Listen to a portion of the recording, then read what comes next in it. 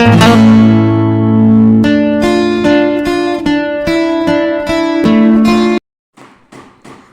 আছি অনামিকা, তোমাদের সব্বার সাথে।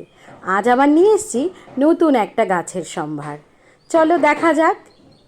প্রথমে পেন্সিল দিয়ে আমরা আউটলাইনটা কমপ্লিট করে নিচ্ছি সুন্দর করে।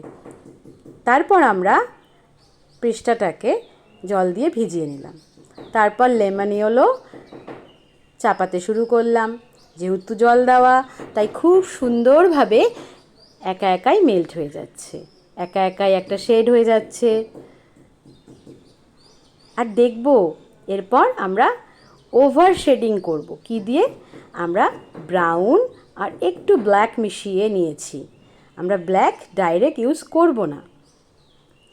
পুরোটা যখন ব্রাউন আর ব্ল্যাকের শেডটা হয়ে যাবে, তারপর আমরা আবার তুলিতে লেমন ইয়েলো নিয়ে ওপর থেকে ডিটেলিংগুলো কমপ্লিট করব। চেষ্টা করব যতটা সুন্দর, স্বচ্ছ এবং পরিপাটি করে রাখা যায়। তারপর আমরা গাছের গোড়ার দিকের অংশ, ডালপালাগুলো করে নেব। এখানেও আমরা একটু বাদামি, একটু ব্ল্যাক, একটু পার্সিয়ান ব্লু ইউজ করেছি। আমরা কালো ডাইরেক্ট ইউজ করব না। তারপর ধীরে ধীরে আমরা 3 নাম্বার রাউন্ড তুলি দিয়ে সুন্দর করে গাছের ডালগুলো বুঝে বুঝে করব, যে কোথা দিয়ে দিলে দেখতে একটু ভালো লাগবে। চেষ্টা করব খুব প্রমিনেন্টভাবে তোলার। তারপর একটু ইয়েলো, একটু হোয়াইট মিশিয়ে আমরা গাছের শেডটা কমপ্লিট করব গোড়ার দিকে। মোটামুটিভাবে আমাদের গাছ শেষের পর্যায়ে পৌঁছে গেছে।